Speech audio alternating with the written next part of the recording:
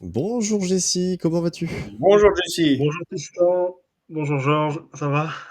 Ça va et Ouais, vous? je lis juste le commentaire d'Hugo Jute, c'est très drôle. Voyons le bon côté, on va bientôt pouvoir faire un remake de Breaking Bad en français. Ouais, le gars qui arrive pas à soigner du cancer, il est chimiste, il fait de la méthamphétamine. Ouais, c'est bon sujet. Ça, Et c'est c'est vrai qu'il vrai. y a des gens qui ont dit que Breaking Bad serait impossible en France, justement à cause de ça. Mais Tourcoing. Bah oui, c'était pas possible. Alors tu es Bon, venu nous comment parler vas-tu, aujourd'hui un Jessie peu. Ange Robert, secrétaire général, pas secrétaire général, mais secrétaire. Euh, c'est quoi votre Général titre à adjoint. la Plus One maintenant? Moi, c'est responsable de la formation des adhérents et de la préparation des élections. Ah voilà, c'est super. Voilà. Mais je suis au Fraîchement secrétaire général, élu. oui. Fraîchement élu, voilà. Bon, félicitations. Merci Georges. Donc tu viens nous parler un petit peu de Retailleau et de sa nouvelle lubie. Qu'est-ce Oui, qu'il nous alors il a, propose il Retailleau? a des lubies, Retailleau. J'étais venu en parler, je sais plus, c'était il y a 2, 3 semaines, il me semble. J'étais venu faire un petit débunkage, comme on dit en bon français, de ces mesures, mais même pas ces mesures, plutôt de ces annonces et de sa communication, qui en fait se traduisent assez peu en termes de mesures concrètes. Et donc là, il a lancé récemment alors plusieurs ballons d'essai, notamment un référendum sur l'immigration. Il l'a enfin sorti cette proposition qui évidemment ne peut pas dépendre de lui, ne dépend pas de lui, parce que le référendum dépend du Parlement et dépend aussi, surtout, du président de la République. En fin de compte, il y a 2 articles de la Constitution, l'article 11 et l'article 89, qui prévoient la mise en place d'un référendum, et seul le président de la République et seul le Parlement peuvent mettre en place concrètement un référendum. Encore des mots, donc? Encore de la communication? Encore des mots, comme dirait une grande chanteuse, mais peut-être plus des mots MAUX que des mots MOTS en fin de compte. Il est dans une logique de communication et comment dire, de surenchère depuis le début, mais là ça s'accélère un peu parce que évidemment il y a sa candidature à la présidence des Républicains. C'est un contexte particulier, donc il est C'est en grande. quand cette sauterie d'ailleurs, Jessie? C'est de l'élection chez les Républicains pour savoir qui va être le chef à plume chez eux. Alors je sais même plus, j'ai pas la date en tête, mais là je sais que là aujourd'hui c'est le dernier jour pour adhérer aux Républicains. Si certains sont intéressés pour voter, c'est le dernier jour pour adhérer aux Républicains. Le J'en 10 Ah oui, février. Retailleau ou Vauquier, là, franchement, ça donne Oui, envie. ça donne envie, hein. Ça donne envie. Mais Il y bon, aurait voilà, un Seguin il sort. encore, hein, on pourrait, non? Tu vois, c'est Comment? intéressant. Il y aurait un Seguin, on pourrait encore. On est loin de là, hein. Ouais, mais Retailleau justement cite ce gain de temps en temps. Oui, Il se oui. met dans son sillage de temps en temps. Il faut se rappeler que lors de l'élection du président de la République en 2022, là, il s'était déjà présenté face à Ciotti. C'était Ciotti qui avait gagné. Il se présentait comme un souverainiste. Et donc, il citait de temps en temps, justement, Philippe Séguin, et il essayait de faire oublier un petit peu son passé auprès de Philippe de Villiers en Vendée. Et donc, oui, on voit bien qu'ils sont dans une sorte de surenchère, les deux, à la fois Retailleau et Wauquiez. Retailleau, en tant que ministre de l'Intérieur, évidemment, il vante son mini bilan sur Twitter, sur les réseaux sociaux. Par exemple, il a déjà monté une page qui s'appelle Bilan Beauvau, où il met en avant des pourcentages qui lui sont assez favorables, notamment sur le narcotrafic et la saisie de cocaïne. Et sur l'immigration, on se rend compte qu'il y a très peu de choses, parce qu'en fin de compte, il n'y a rien. Il a pris une seule circulaire depuis son début au ministère de l'Intérieur, c'est-à-dire en septembre. Il a pris une circulaire sur l'immigration irrégulière et son admission exceptionnelle au séjour en janvier dernier.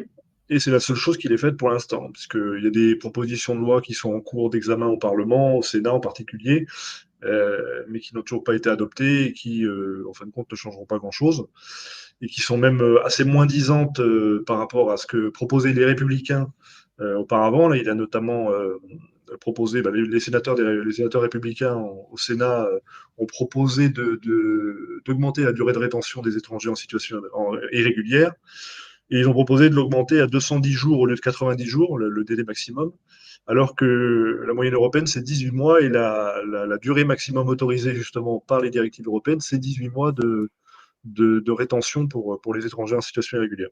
Donc on voit bien qu'il... Est-ce que tu peux expliquer ce que c'est clairement la rétention, Alors la rétention, c'est situation régulière? ouais, quand un étranger a une OQTF, une obligation de quitter le territoire français. Alors en général, à la première OQTF, il a un délai de départ volontaire, c'est-à-dire qu'on lui laisse en général 1 mois pour partir. C'est la fameuse directive retour de 2008 qui le prévoit. Et quand il sera fait choper, bon là, il a une OQTF qu'on appelle sans délai de départ volontaire, et souvent il y a un placement en centre de rétention administrative qui est prévu derrière. Donc il y a une dizaine de centres de rétention en France. Il y a à peu près 2000 places. Il en faudrait au moins 3000, voire 5000, voire 10 000, si on voulait être un peu plus sérieux sur les éloignements, les expulsions. Et donc, la personne est placée en CRA en attente de son expulsion vers son pays d'origine. Et là, il y a une directive de Darmanin juste avant qu'il quitte le ministère de l'Intérieur.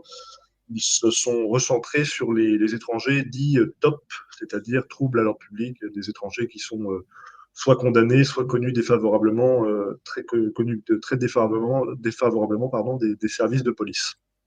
Donc, ils vont augmenter, si c'est autorisé par le Conseil constitutionnel, il y a toujours cette histoire de passage devant le Conseil constitutionnel, et ils vont augmenter le temps de délai maximum de rétention en CRA, en centre de rétention, de 90 à 210 jours maximum, alors que la directive européenne prévoit 18 mois maximum, et c'est le cas, par exemple, en Allemagne, le délai maximum était de 18 mois, par exemple. Donc, ils sont dans une sorte de surenchère. Je disais, Wauquiez et Retailleau. Wauquiez, on l'a vu la semaine dernière, il a proposé de placer les OQTF, les étrangers sous OQTF, à Saint-Pierre-et-Miquelon. Je suppose que vous avez vu passer cette histoire. Je me rappelle que Tristan en a parlé un matin sur Fréquence Populaire. Les gens de Saint-Pierre-et-Miquelon se disaient, mais merci. Hein. Ouais, oui, ils n'ont rien demandé. Et ils l'ont pas si mal pris, apparemment. Il y a un des ouais maires des communes là-bas qui... Bon, il en rigolait, hein, mais il disait en gros, bah, pour une fois qu'on parle de nous, et pas en mal, bon, ils veulent juste tout transformer en goulag, mais c'est pas grave. Ouais, voilà, ils ont été cités. C'est pas tous les jours qu'on parle de l'outre-mer et en particulier de Saint-Pierre-et-Miquelon. Je sais qu'à Fréquence Populaire, vous essayez d'en parler le plus possible de l'outre-mer, justement. Je me rappelle être venu parler de Wallis et Futuna il n'y a pas très longtemps. Et donc, Wauquiez est dans une sorte de surenchère aussi, dans un contexte de Trumpisation plutôt des esprits. Voilà, il a proposé cette mesure complètement ubuesque de placer les OQTF dits dangereux à Saint-Pierre-et-Miquelon. Alors, pour recentrer sur les chiffres, en 2023, il y a eu 17 000 expulsions, dont 2500 Algériens. Moi, je veux juste prendre nos auditeurs à témoin. Concrètement, ça veut dire qu'on placerait la majorité pas la majorité, mais le plus grand, la plus grande nationalité éloignée, c'est les Algériens, 2500 éloignements par an en 2023. Ça veut dire qu'on placerait des OQTF algériens à 4500 bornes de la métropole, à Saint-Pierre-et-Miquelon, pour après les réadmettre en Algérie s'ils sont acceptés ou s'ils acceptent de retourner en Algérie. Alors déjà, Si jamais, il y a 6000 habitants à Saint-Pierre-et-Miquelon. Ils veulent mettre ouais, 17 000 bonhommes là-bas. tout à fait. Mais oui, mais c'est peut-être ça que Wauquiez a en tête, parce qu'il y a un vieillissement de la population à Saint-Pierre-et-Miquelon.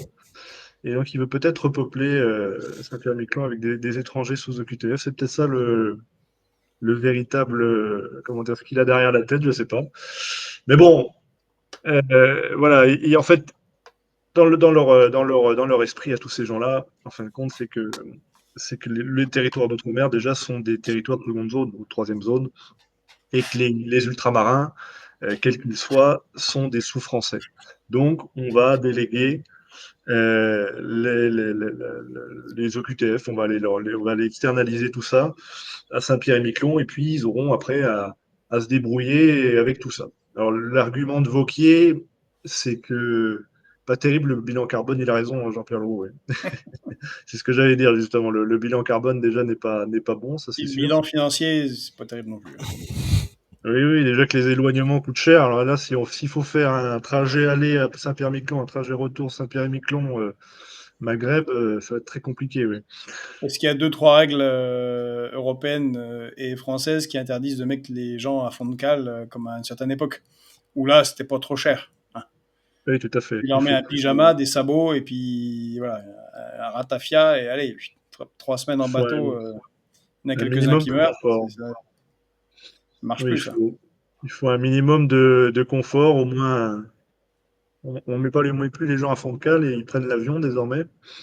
Mais bon, voilà, ça a bien marché au niveau des sondages. Wauquiez a eu son petit quart d'heure warolien sur les grands médias. Il a fait parler de lui, c'est très bien. Il est en perte de vitesse face à Retailleau pour la présidence des Républicains. Retailleau est soutenu par tous les grands pontes et dans les sondages, ça marche bien pour lui. Donc, Wauquiez a trouvé ce moyen d'exister médiatiquement. Et donc, il a fait du Trump. Il a fait une annonce choc, bien chic et choc pour bien faire parler de lui. Alors, son argument, lui, c'est que Pierre Miquelon n'est pas concerné par l'espace Schengen. C'est ce qu'il a mis en exergue. C'est vrai. Pierre Miquelon n'est pas concerné par l'espace Schengen. Mais au lieu de proposer des choses comme ça et de dire aux Saint-Pierrais de se démerder avec les OQTF, il ferait mieux de dire bah, on va renégocier les accords de Schengen. Renégocier si possible. Si on ne renégocie pas, eh ben, on sort des accords de Schengen.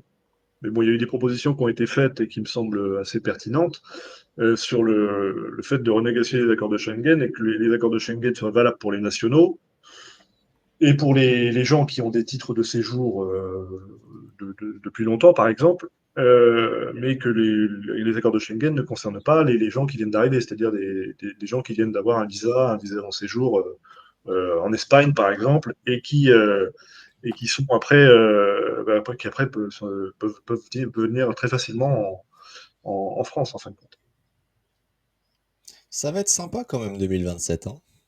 On va avoir Philippe, on va avoir Retailleau, on va avoir Seymour, on va avoir Bardella, 50 nuances de traîtrise.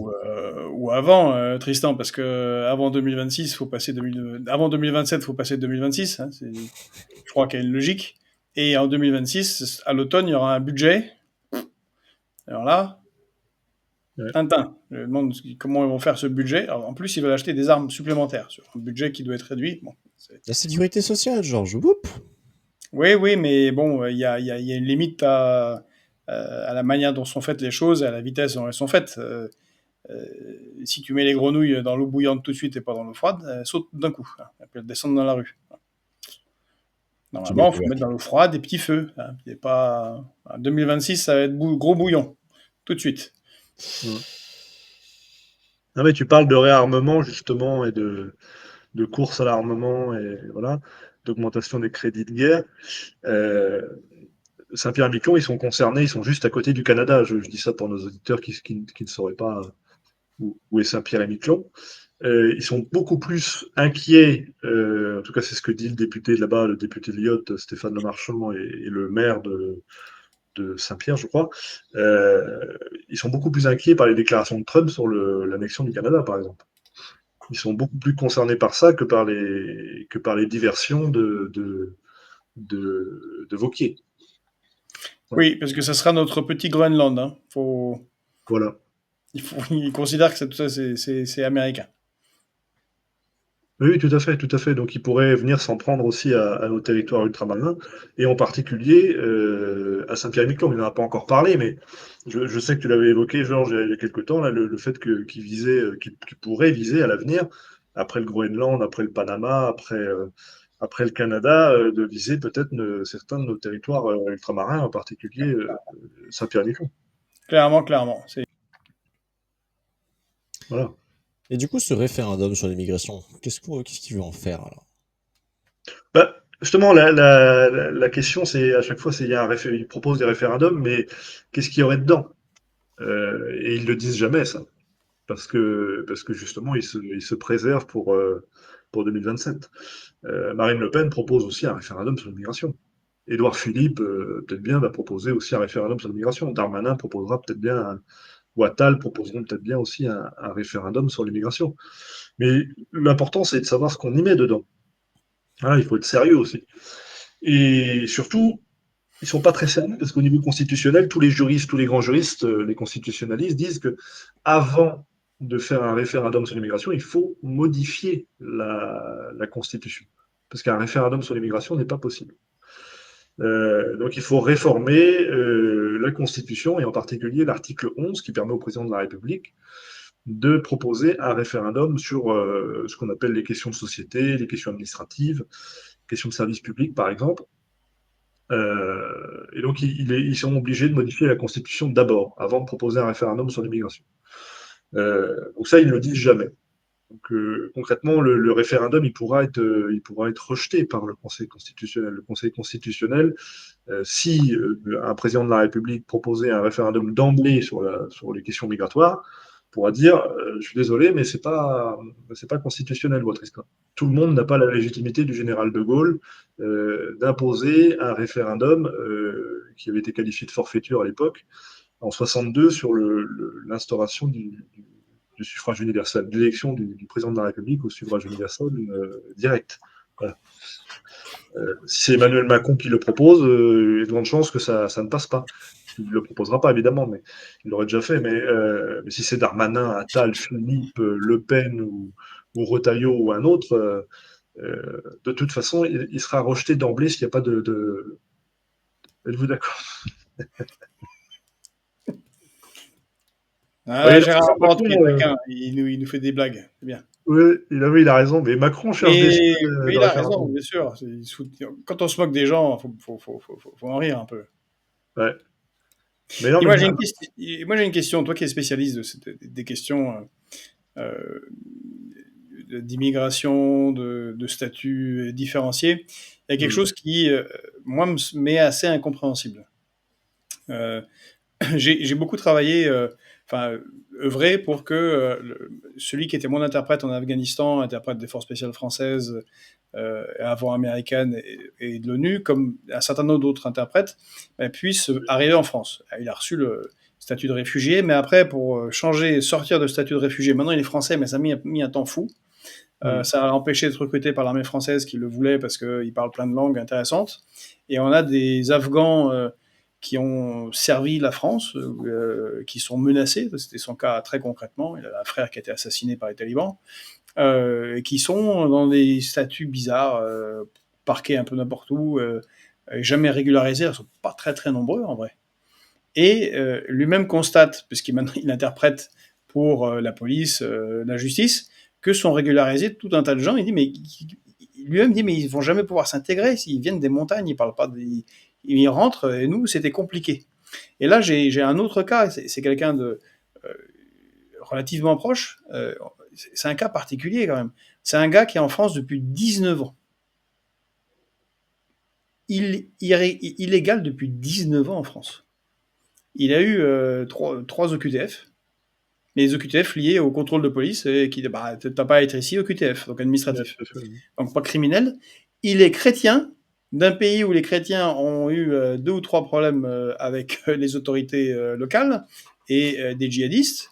Et en plus, il travaille tout le temps, il ne demande rien, il a créé une entreprise, alors qui n'est pas à son nom parce qu'il ne peut pas, mais qui est au nom de quelqu'un qui peut, et il embauche 5 personnes, et il a une entreprise, il travaille, il paye des impôts assez conséquents, il travaille bien tout le temps. Et là, il dit, mais on a des gens qui sont régularisés, dont on se demande bien pourquoi, et on a des gens qui bossent, qui ont l'air d'être maintenus volontairement dans un parce qu'il est jamais dégagé. Son cas, quand même, une fois, il a été arrêté, amené à un juge. Au QTF, allez, centre de rétention, comme tu disais, puis rentrez chez vous, monsieur. Eh ben non, le juge dit c'est une situation particulière, on va s'arranger. Mais ça s'est jamais arrangé. Ils ont juste dit sortez avec le QTF dans la poche et slalomer un peu entre les policiers, mais c'est bien, continuez le travail. C'est un véritable fléau en fin de compte. Mais il y a ce qu'on appelle en France les ninis, c'est-à-dire les étrangers qui sont ni régularisés, ni sous OQTF. C'est des gens qui sont maintenus dans un statu quo, c'est-à-dire qu'ils sont irréguliers, ils n'ont aucun titre de séjour, mais ils n'ont pas forcément d'OQTF. Et aujourd'hui, même quand on a une OQTF, en fin de compte, auparavant, elle était valable 1 an, aujourd'hui, elle est valable 3 ans. Mais le fait d'avoir une OQTF n'empêche pas une régularisation future, en fin de compte. C'est ça qui est un véritable fléau en France, c'est-à-dire qu'on peut, il y a environ, alors pour les fourchettes basses, 300 000 irréguliers, pour les plus grandes, 900 000 à 1 million d'étrangers en situation irrégulière en France, qui sont soit sous OQTF, soit pas sous OQTF. D'ailleurs, la plupart sont sans OQTF, ils sont juste dans la nature en train de se balader. C'est souvent des gens, pour la plupart, qui ont eu des titres de séjour à un moment donné ou au moins un visa d'entrée en France, mais qui ensuite n'ont pas fait de demande ou qui se sont vus refuser la demande et qui après n'ont pas persisté et n'ont pas continué à aller à la préfecture et donc sont dans un statu quo et donc travaillent illégalement, travaillent dans les restaurants, en hôtellerie par exemple, dans le bâtiment, on connaît bien ces situations. Et donc, on se retrouve avec des situations totalement ubuesques en France, c'est-à-dire qu'il y a des gens qui sont irréguliers, comme je disais, 300 000 à 1 million, qui se baladent partout, en particulier dans les grandes métropoles, à Paris, en Île-de-France, et qui donc peuvent avoir leurs enfants à l'école, peuvent travailler illégalement en fin de compte, puisque les restaurateurs et les hôteliers le disent eux-mêmes, ils embauchent pour la plupart des serveurs et des cuisiniers en situation irrégulière. Ils peuvent aussi demander l'aide médicale d'État, on le sait bien, c'est fait pour les irréguliers justement. Ils peuvent aussi demander un logement social, être aidés par des associations, et ça peut mettre 5 à 10 ans avant d'être régularisé. Donc le premier enjeu, ce serait aussi de pouvoir régulariser ceux qui méritent de l'être, à mon avis, ceux qui travaillent, ceux qui sont intégrés, ceux qui ont vocation à rester en France, ceux qui ne posent pas de problème d'ordre public, bien entendu, et éloigner les autres. Expulser les autres. Alors après, il y a des cas particuliers. Il y a des gens, effectivement, qui ont demandé l'asile, comme ton ami afghan, qui l'ont obtenu ou qui ne l'ont pas obtenu. S'ils l'ont obtenu, c'est une situation différente. D'autres ne l'ont pas obtenu. Et il y a des pays où on ne peut pas éloigner. L'Afghanistan, par exemple, on peut pas expulser de gens en Afghanistan aujourd'hui. La France l'interdit. Voilà. Il y a certains pays où on ne peut pas expulser aujourd'hui. Il y a la Russie, par exemple. On peut pas, où les autorités françaises interdisent d'expulser. Voilà, il y a l'Ukraine aussi, bien entendu. Voilà, il y a des situations de nini, de gens qui sont sans droit, sans rien, et qui, pour autant, ne peuvent pas demander de régularisation non plus. Le nombre d'immigrés russes qui défient la police et font des exactions en France, quand même assez limité, on va dire. Ah oui, bah ça c'est sûr. Oui, oui. Ah, si, il y a les Tchétchènes, attention, il y a la porte-parole du gouvernement qui avait. Oui, mais c'est vrai que c'est une bonne idée de ne pas les renvoyer en Tchétchénie. Bon. Non, ça c'est sûr. Bah, ils vont subir des. On sait ce qu'ils vont subir s'ils retournent Ils en vont finir Tchétchénie. en brochette. Voilà. Voilà, la Convention européenne des droits de l'homme, de toute façon, l'interdit expressément d'expulser des gens qui peuvent subir des traitements dégradants, des tortures et aussi, bien sûr, des assassinats en retournant dans leur pays d'origine. Donc voilà, c'est des situations administratives qui sont réglables, mais il faut une volonté politique. Et là, aujourd'hui, Retailleau fait de la surenchère aussi, de la circulaire dont je parlais tout à l'heure. Il a pris une circulaire sur l'admission exceptionnelle de séjour, qui est une catégorie à part. C'est la catégorie justement où les étrangers qui rentrent pas dans les cases euh, traditionnelles peuvent solliciter un titre de séjour à ce titre-là. Il y a environ 30 000 personnes qui sont régularisées à ce titre-là chaque année. Ils peuvent rentrer dans cette case-là, mais là maintenant les conditions ont été durcies, c'est-à-dire qu'avant il fallait au moins 3 ans de présence en France, un travail, des enfants scolarisés, et aujourd'hui c'est ramené à 7 ans. Donc concrètement, les préfectures vont demander 7 ans de présence, régulière ou pas, le plus souvent irrégulière, pour pouvoir régulariser à ce titre-là de l'admission exceptionnelle au séjour. Voilà. C'est Est-ce que, vraiment ridicule, non? bien sûr, mais de toute façon, Une réforme colossale à faire, parce que ça n'a aucun sens. de toute façon, et normalement, quand on vient en France, quand on vient dans n'importe quel pays du monde d'ailleurs, quand on a un visa, on vient pour une raison.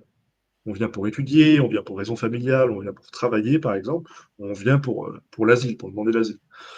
Si on n'obtient pas de titre de séjour, si on n'a pas de visa, on n'a pas vocation à rester normalement. Voilà. Après, il y a des cas particuliers de gens qui viennent de pays en guerre. Tu parlais d'Afghans. Les Afghans, on ne les renvoie pas et en général, en grande majorité, à 80%, ils obtiennent l'asile. Donc voilà, il y a des cas particuliers et on est dans une particularité française où l'administration, c'est ce que disait Stéphane Chamignon tout à l'heure dans le message que vous avez mis en avant, distribue des OQTF à des Afghans, par exemple, en sachant très bien que ça va être cassé par le tribunal. Mais on distribue une OQTF pour, comme on dit dans l'administration, ouvrir le parapluie. C'est-à-dire, s'il y a les médias qui s'emparent du sujet et que la personne pose des problèmes d'ordre public, le préfet pourra dire eh ben, j'ai fait ce qu'il fallait, sachant très bien que ce ne serait pas exécuté, mais j'ai fait une OQTF, en sachant très bien qu'on ne renverrait pas la personne en Afghanistan, puisque c'est impossible, que le ministère l'interdit, et que de toute façon, les OQTF de ce genre sont cassés immédiatement par le tribunal administratif, et ça fait perdre 1000 euros à chaque fois à chaque préfecture quand elles perdent au tribunal administratif, par exemple. Dis-moi si je me trompe, mais il n'y a pas d'entité unique pour gérer tout ça. Il n'y a pas de service public de l'intégration. Non, il y a plusieurs services publics. Alors pour l'asile, par exemple, il y a l'OFPRA, l'Office français de protection des réfugiés et des apatrides. Pour l'intégration, il y a l'Office français de l'immigration et de l'intégration. Pour tout ce qui est titre de séjour, délivrance de titre de séjour et au QTF aussi, c'est les préfectures. Préfectures des départements. Et il y a encore une strate supplémentaire, les préfectures de région pour gérer ce qu'on appelle les étrangers dits Dublin, c'est-à-dire les gens qui ont demandé l'asile dans un autre pays européen et qui sont renvoyés après dans l'autre pays, dans le pays européen d'origine pour que leur demande d'asile soit examinée. Voilà. Donc il y a plusieurs administrations, plusieurs échelons qui se télescopent sur la question de l'immigration et sur l'intégration. En fin de compte, on voit que l'OFI fait un travail très minimal. Ils font des cours de langue, par exemple, mais l'intégration, en fin de compte, est déléguée totalement aux communes. Il y a un gros travail des mairies en milieu rural, en milieu périurbain, dans les villes moyennes, sur l'intégration des étrangers, et les associations, évidemment, traditionnelles. Alors, ça va des petites associations de quartier à des associations subventionnées par l'État, comme la CIMAD, comme France Terre d'Asile, par exemple. Et je crois que RS propose un service public de l'intégration. Oui, on propose un service public de l'intégration, on propose en particulier un programme d'intégration qui serait piloté par l'État et géré plutôt par les communes, puisque c'est ce qui marche le plus. Ça permettrait une intégration de la personne au niveau municipal, au niveau communal, au niveau local. Donc les gens pourraient s'intégrer à ce niveau-là, puisque c'est quand même l'échelon le plus petit et c'est vraiment l'échelon de proximité. Alors ça rajouterait évidemment une compétence aux mairies, donc il faudra prévoir des subsides supplémentaires à leur allouer pour ça, mais c'est ce qui marche le mieux en fin de compte. Voilà. Les associations parfois sont de bonne foi, mais les associations, les dernières que j'évoquais, comme la CIMAD et France Terre d'Asile, sont quand même des associations qui sont très politisées et qui donc ont un intérêt particulier à l'immigration, en particulier à l'immigration de masse et à l'immigration irrégulière, et même à l'instrumentalisation de l'immigration en France. Et donc, le mieux, c'est quand même de déléguer aux communes, alors pas forcément les petites communes, mais les grandes communes, au moins les villes moyennes, un service public de l'intégration qui irait à plusieurs échelons sur plusieurs années, sur une dizaine d'années, de permettre aux gens de s'intégrer, de faire de l'associatif, de trouver un emploi, de parler français évidemment, de parler français parfaitement, voilà, de s'intégrer à un niveau optimal et même de s'assimiler, puisque c'est la condition qui est posée par le Code civil, par l'article 21-24 du Code civil. Nul ne peut être naturalisé sans s'être assimilé à la communauté française. Voilà.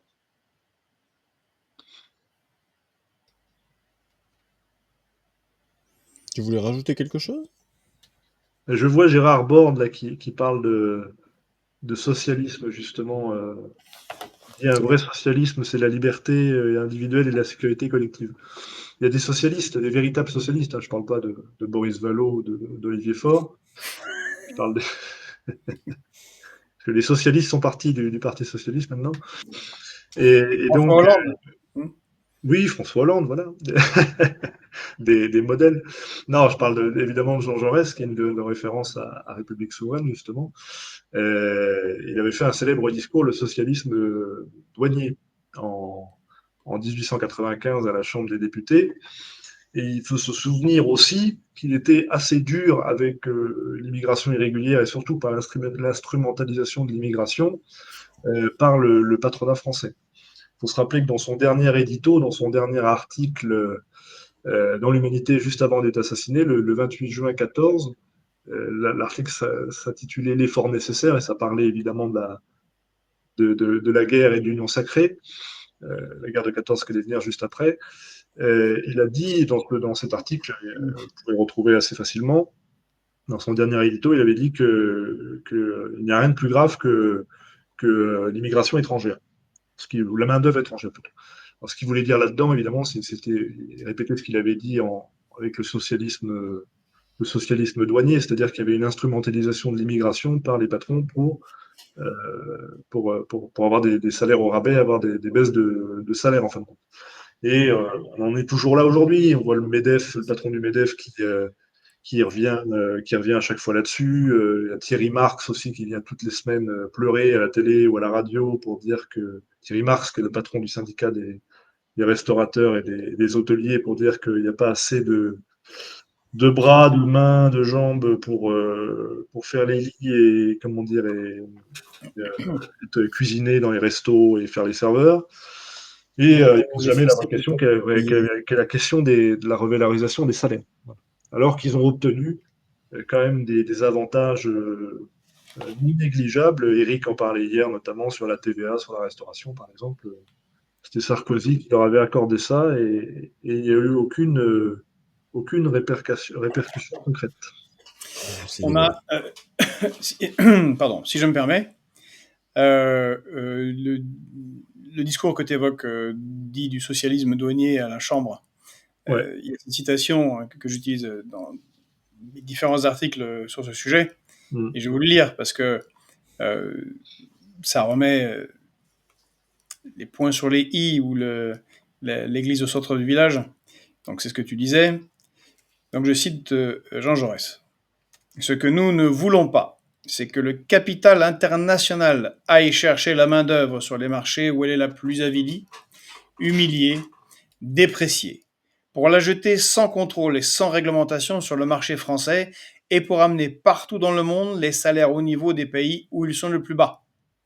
C'est en ce sens, et en ce sens seulement, que nous voulons protéger la main-d'œuvre française contre la main-d'œuvre étrangère. Non pas, je le répète, par un exclusivisme chauvin, mais pour substituer l'international du bien-être à l'international de la misère. Ça c'est socialiste et internationaliste. Ça claque. Ben, ça claque, mais effectivement, certains à gauche ont une aversion totale. Ils se rangent sur les lignes du patronat. C'est pas du Sébastien Delogu, c'est sûr.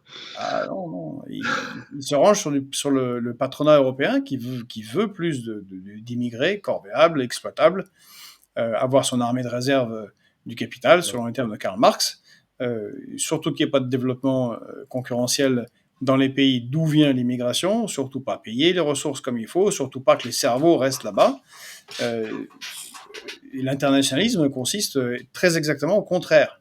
Non pas à être là welcome migrants, mais à suivre les politiques qu'ont mené certains, comme Thomas Sankara, voire un Kadhafi, qui développent leur pays, améliorent les conditions de vie dans leur pays, et ne veulent pas, pour qui l'objectif dans l'existence n'est pas d'émigrer quelque part dans un paradis occidental, mais que les gens vivent bien dans leur pays.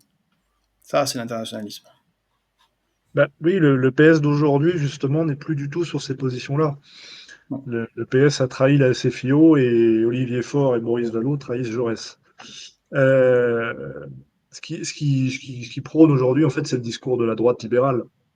Ils sont sur le même discours, c'est-à-dire welcome migrants, comme tu le disais tout à l'heure, bienvenue à tous, venez, et surtout, ne vous intégrez pas, restez ce que vous êtes, et surtout, allez dans les boulots en tension. Voilà ce qu'on leur promet aux gens, c'est-à-dire vous arrivez, n'essayez pas de faire des études, on va pas chercher à vous intégrer plus que ça. Le but, c'est que vous alliez récurer aux chiottes, que vous fassiez la cuisine dans les restos, que vous fassiez le ménage, que vous alliez faire les lits dans les hôtels, et Apporter surtout, les petits plats de Deliveroo, ça, c'est sympa aussi. voilà, faire les Uber et Deliveroo pour les députés et tout ça, et se faire livrer la coke aussi parfois. Et, on sait qu'il y a des députés concernés. Voilà, c'est ça en fait le discours derrière. C'est venez, mais n'essayez pas d'évoluer dans la société. Ça ne marchera pas. Voilà, c'est ça qu'ils promettent aux migrants en fin de compte. C'est venez, c'est ouvert, mais la méritocratie, l'ascenseur social, c'est pas pour vous. Ça, Et j'ai en envie plus, d'aller dans un... encore plus loin. J'ai envie d'aller un petit peu plus loin. Ces gens-là, on va les citer, le Et NPA. pas dans l'espace, hein. Non, pas dans l'espace. Non, on va les mettre pas dans l'espace.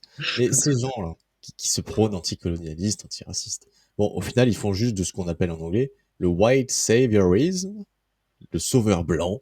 Ouais. C'est-à-dire, venez chez nous, on vous accueille. En fait, c'est juste du pillage. Hein, parce que venez chez nous, très bien, mais restez dans votre coin, travaillez pour nous, et puis le reste, c'est pas grave. Que vous fassiez exploiter, c'est pas grave. Parce que de toute façon, les frontières n'existent pas. Voyons, les Français, ce sont des traits tracés sur une carte, il n'y a rien.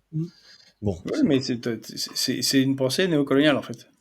C'est un esprit néocolonial, ouais. C'est un Ouais, esprit appliqué ailleurs, d'une autre manière. Mais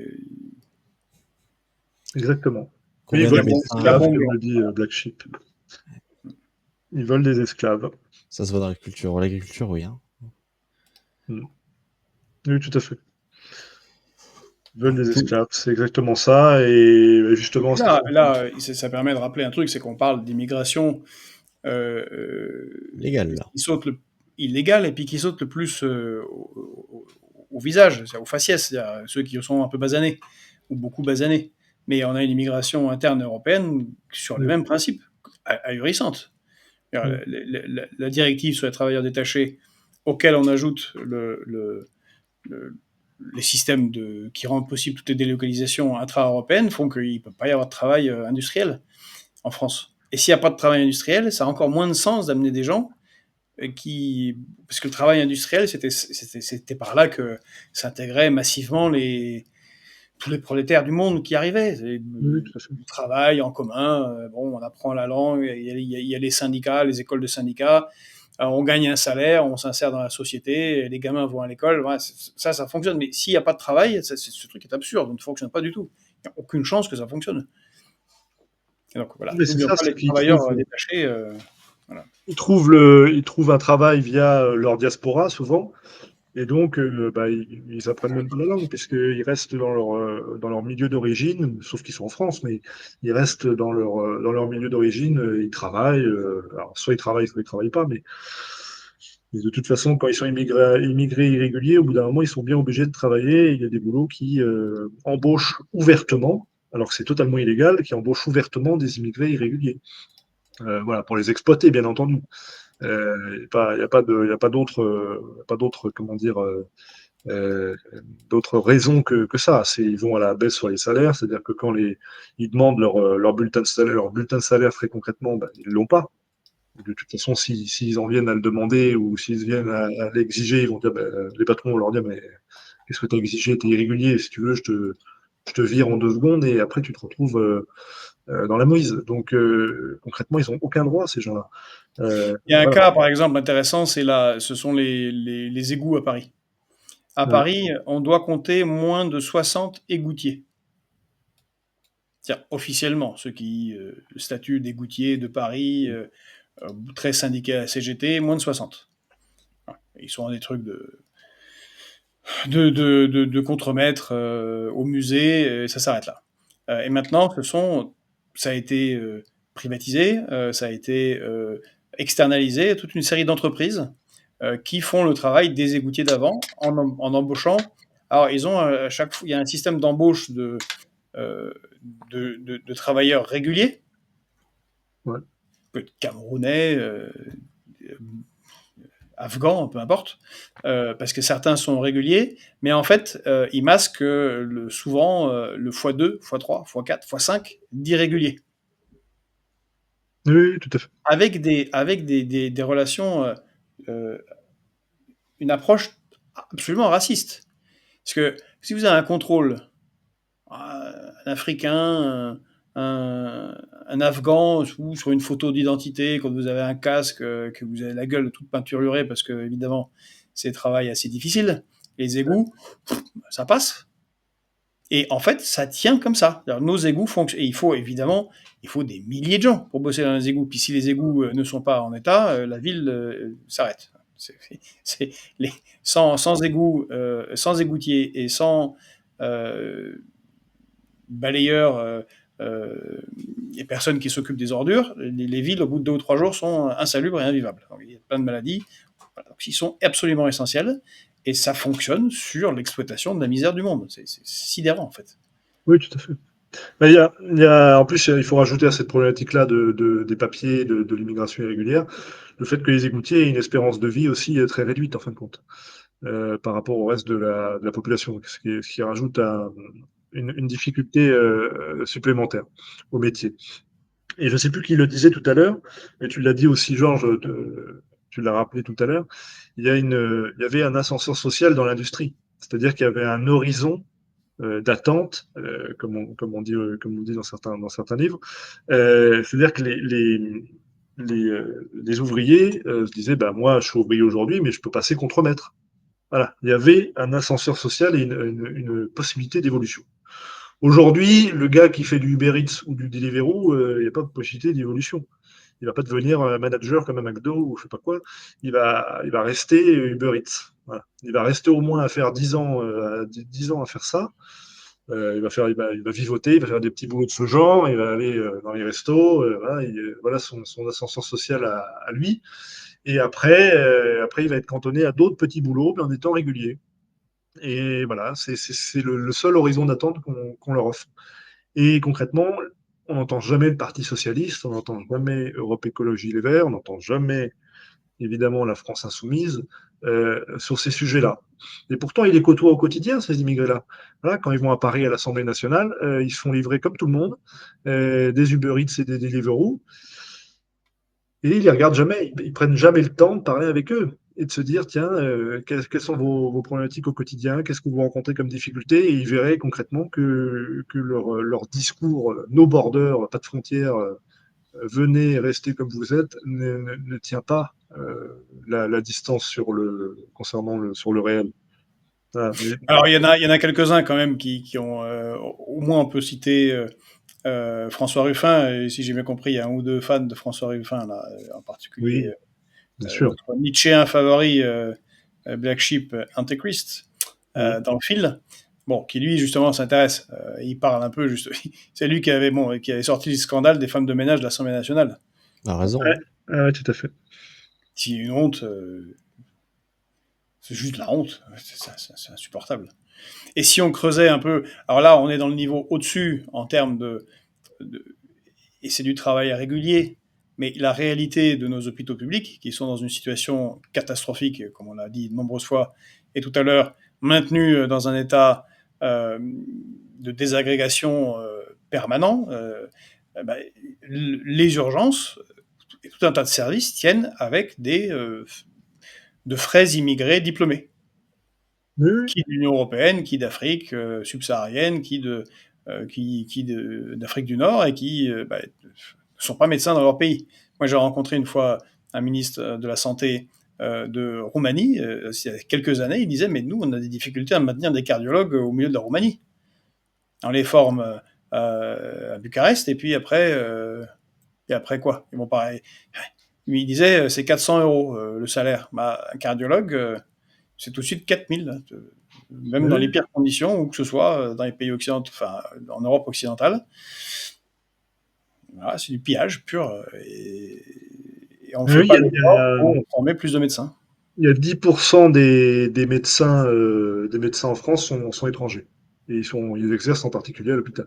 Il y a beaucoup de médecins roumains, on sait les allers-retours que font les Français, justement, parce que les études sont assez difficiles et il y a beaucoup de burn-out, même des suicides, des gens qui abandonnent aussi en première année de médecine en France et qui donc vont se former dans des pays étrangers, en Espagne, en Roumanie ou en Belgique en particulier.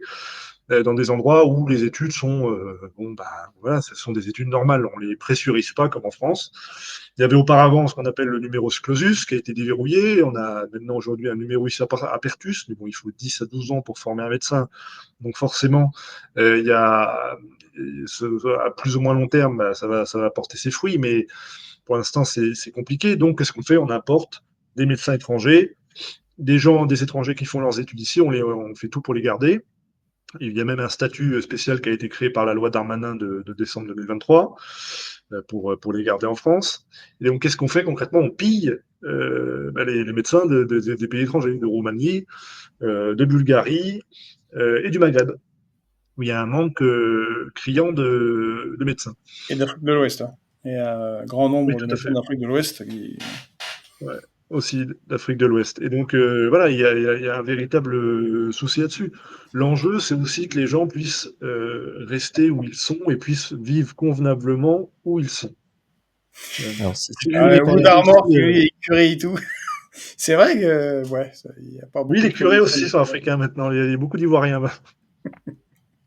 si vous Les voulez parler docteurs, médecine et numerus apertus, normalement début mai, je vous spoil encore, mais j'ai possiblement un président de corpo de médecine qui devrait venir en parler.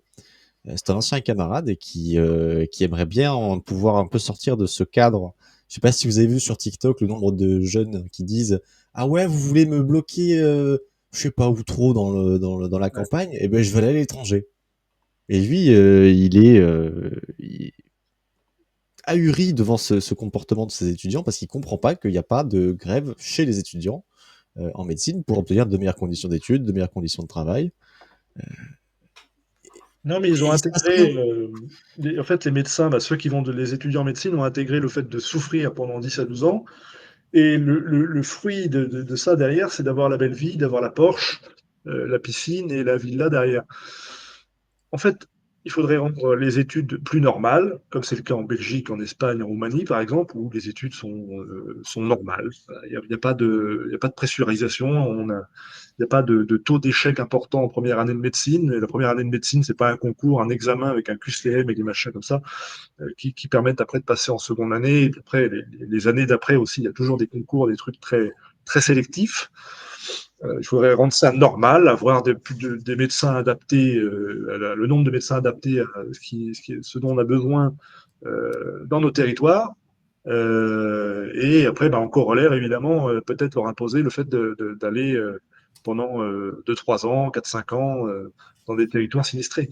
Voilà. Dans des zones, dans des déserts médicaux, par exemple. Et aujourd'hui, on est obligé de faire des pansements. C'est les collectivités d'ailleurs qui payent le plus les pots cassés parce que c'est elles qui mettent qui mettent Les les maisons de mesures soins, pour garder les médecins. Donc, ils les salarient à un taux de salaire assez fort, évidemment. Leur offrent des conditions de confort, c'est-à-dire qu'ils leur offrent le logement, ils leur offrent le loyer, ils leur offrent tout, quasiment. Ils leur mettent des secrétaires à disposition. Bon, voilà. Et après, évidemment, les médecins se comportent comme des businessmen, pour certains. Et, voilà, ils sont. Aujourd'hui, en fait, ils sont libres de s'installer partout, alors que d'autres professions médicales sont très réglementées, ne peuvent pas s'installer où elles veulent. Les kinés, ils ne peuvent pas s'installer où ils veulent. Les pharmacies, c'est pareil, c'est réglementé, on ne peut pas s'installer où on veut. Alors, on ne peut pas mettre de pharmacie en face dans la même rue. Voilà.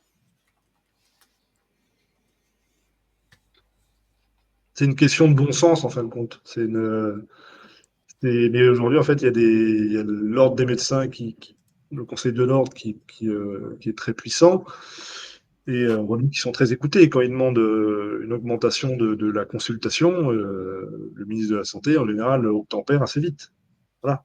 Ils veulent surtout pas avoir de grève de médecins sur le dos. Donc, ils sont peu revendicatifs. Mais par contre, quand il s'agit de toucher au fameux statut, ils sortent le serment d'Hippocrate, ils sortent le machin. Ils se mettent à pleurer pour certains, et en fait, c'est un cercle vicieux. C'est le fait que les études soient très difficiles, qui après, évidemment, enchaînent sur des exigences, c'est-à-dire, en gros, on souffre pendant 10 à 10 ans, et puis après, vous nous foutez la paix pour le reste de notre vie, et on est on fait libre ce d'en qu'on veut. pour le reste. Allez hop hop hop, on va nationaliser tout ça. Hein. Voilà, si jamais tu voulais Voilà du rajouter boulot. peut-être un petit quelque chose. Non, sur Rotaillot évoqué, il n'y a pas grand-chose à dire sur le sujet d'origine. Je pense qu'on a fait à peu près le tour. Voilà, il y a les élections des Républicains et puis ensuite, ça va se calmer un peu. Si Retailleau est élu, bah, il va sûrement démissionner à court ou moyen terme du ministère de l'Intérieur sur une raison bidon. Et si c'est Vauquier, bah, ça le met sur une lampe, une lance de rançon, une lance de, Une lampe, une sur lance, une, une rampe, une rampe. une rampe de lancement, pardon, j'en perds mes mots, pour la présidentielle. Voilà. Mais il a quand même peu de chances d'être élu.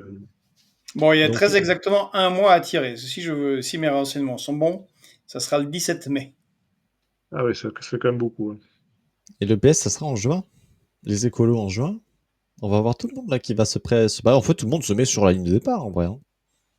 Oui, et personne n'a envie de faire d'élection avant les vacances, on dirait. Voilà. Maintenant, il y a des Bayrou, candidats de partout. Bayrou, s'il dit pas trop de bêtises et s'il se fait pas rattraper par ses affaires louches à Betaram, il devrait passer l'été. Hmm. On Il va y a essayer tout petit. des rumeurs de dissolution, là. Macron relance des rumeurs pour sa possibilité de dissoudre l'Assemblée, là. Je sais pas si vous avez vu ça, mais il, il lance des ballons d'essai comme ça pour dissuader les députés de censurer Bayrou, justement.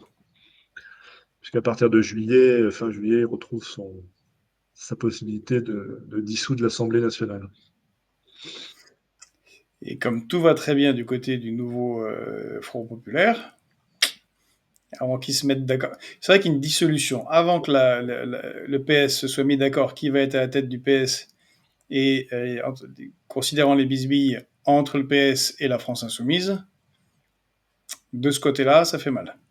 Mais si Fort tombe et que c'est un anti-FI qui est mis à la tête du PS, Macron a tout intérêt à dissoudre, puisqu'il casse la NUPES, enfin le NUPES Front Populaire, ce que tu veux. Mm.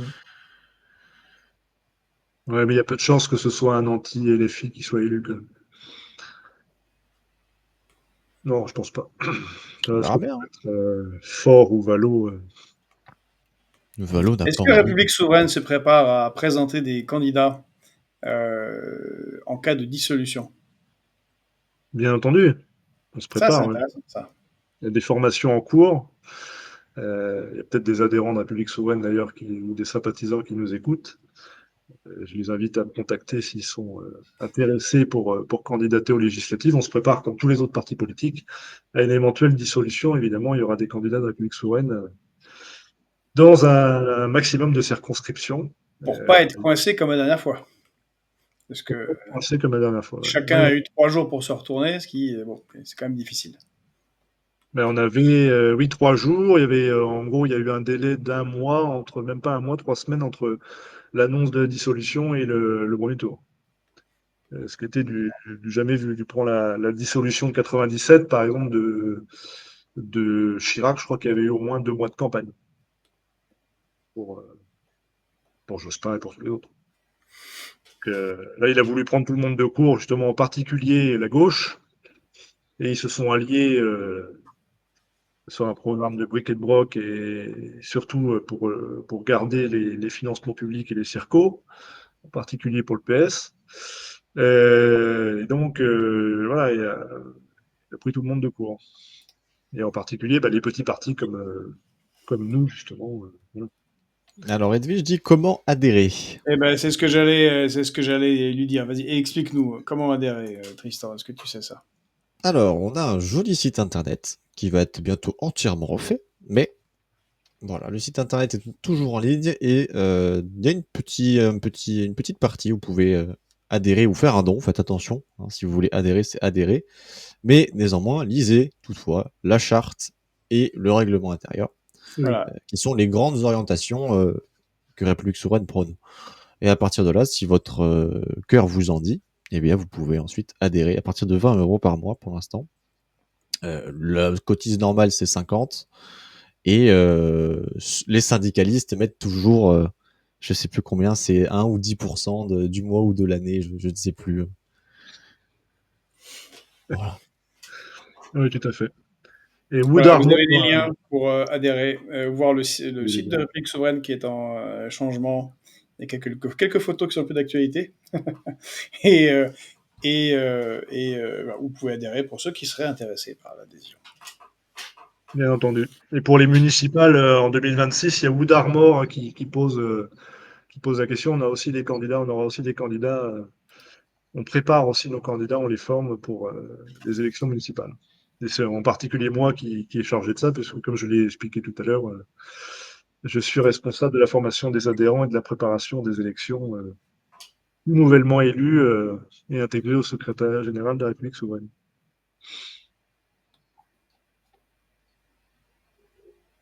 Et voilà, donc j'invite tous nos sympathisants qui ne sont pas encore adhérents à adhérer à la République souveraine, euh, qui est C'est le moment.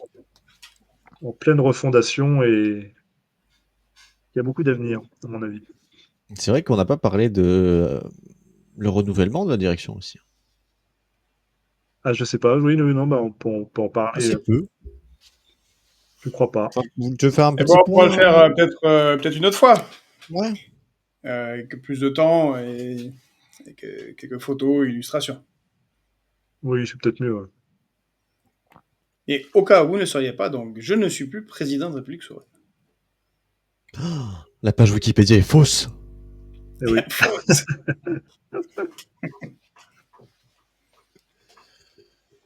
Non, on les forme pas comme chez le RN, Jean-Pierre. On a des candidats sérieux qui n'ont pas de casserole. On fait attention à ça, justement. C'est à ça que sert l'extrait de casier judiciaire Il y a un qui est agent demandé normalement. il y a un agent russo chinois, Zita, qui nous écrit placez votre argent sur les comptes russes et chinois, c'est l'avenir. Zita, si on avait beaucoup d'argent sur nos comptes, c'est sûr qu'on le ferait. Ou ailleurs, mais effectivement, pas là où ils vont taper parce que ça va taper. Hein. Ça, je pense que le budget 2026, si vous faites partie des gens qui ont beaucoup d'argent, que vous ne savez pas quoi en faire, surtout si c'est sur des assurances vie, il va falloir sortir vos sous et en faire quelque chose. Soit vous payez des grandes vacances, soit le mettre ailleurs. Parce que en fait, ils vont pas faire de défaut et c'est la seule option qu'ils aient. En réalité, c'est la seule option. Oui, tout à fait. On répondra aux questions de qui est le président la prochaine fois. On fait du teasing. Oui. Il y a un secrétaire général désormais qui s'appelle Voilà. Florent Stum. CNR Soviet nous dit le congrès de RS, ça s'est bien passé. Oui. Extrêmement bien. Comme ça se Oui. passe parfaitement chez les soviets. Toujours très bien. Le centralisme démocratique, attention. Voilà. On a démocratiquement centralisé, absolument. Oui. Non, non. Bon, écoutez, on fait Adrien une qui fin demande est-ce d'émission. qu'il peut investir sa dette. Bah, si vous avez les possibilités d'emprunter, là, maintenant, il y a 2 ou 3 banques françaises qui sont un peu à risque. C'est le moment. Ça c'est drôle. Si vous pouvez emprunter pour acheter, alors les taux sont pas très bons, mais si tout le système flambe, avec un coup de chance, vous pouvez vous retrouver avec une dette effacée d'un coup de crayon. C'est amusant. Ça arrive des fois. Bah, voilà, faut être un peu chanceux. Ou alors, il faut investir sur le nouveau livret, là, lancé par Eric Lombard pour la défense, là. Avec le Oui, le livret de d'entrée défense. à 500 euros, je sais plus. Ça sent malheureusement, c'est à l'envers, mais ça sent les bons Russes sur les chemins de fer. On sent le truc qui va partir dans la poudreuse. Ouais. Ça va sûrement finir comme ça, oui. Voilà. Allez, écoutez, on va clore notre superbe émission ici. On vous retrouve demain, même jour, même heure, pardon, même endroit, même heure. N'hésitez pas, et surtout, à partager, à commenter, à liker, et à en parler autour de vous. Et nous, on vous Et dit, puis, un petit mea culpa, on est un tout petit peu désolé, on a un gros retard sur plusieurs vidéos, en particulier celle de Zoé Konstantopoulou. On a des retards sur nos vidéos en anglais. Alors, ça ne concerne pas tout le monde, mais on a plusieurs déplacements en préparation. On met en place un gros truc avec la voix des BRICS. Tout ça prend du temps. On a eu quelques petits soucis, chacun personnels, ce qui fait que voilà, tout ça se met en place. mais ça va être très très beau. Et il y a plusieurs émissions qui devraient bientôt commencer, dont celle de Sébastien Miglior, de François Coq. Voilà. Et si tout va bien, à la fin du mois, on aura même Pepe Escobar qui va venir nous dire qu'est-ce qu'il a vu à Sanaa, au Yémen, et à Téhéran. In French. Dans le texte. Allez, bonne journée. À demain tout le monde. Et demain, on a qui à demain, c'est intéressant. On a Patrice Balanche qui va venir, spécialiste de la Syrie, qui va nous dire qu'est-ce qui se passe en Syrie. Et il se fait que c'est aussi le professeur qui a subi une attaque de crétins gauchistes qui voulaient rompre, qui voulaient faire l'Aïd, enfin rompre le jeûne du Ramadan pendant un de ses cours. Et il a dit non, c'est la fac ici, c'est la laïcité, il n'y a pas de religion. D'ailleurs, il a dit c'est comme si vous me proposiez de faire Noël, ce serait pareil, on ne fait pas. Mais il a subi pas mal d'attaques et il a été là aujourd'hui lâché par le président de Lyon 2. Donc on a une vraie pression communautariste sur les facs et on en parle demain. À demain.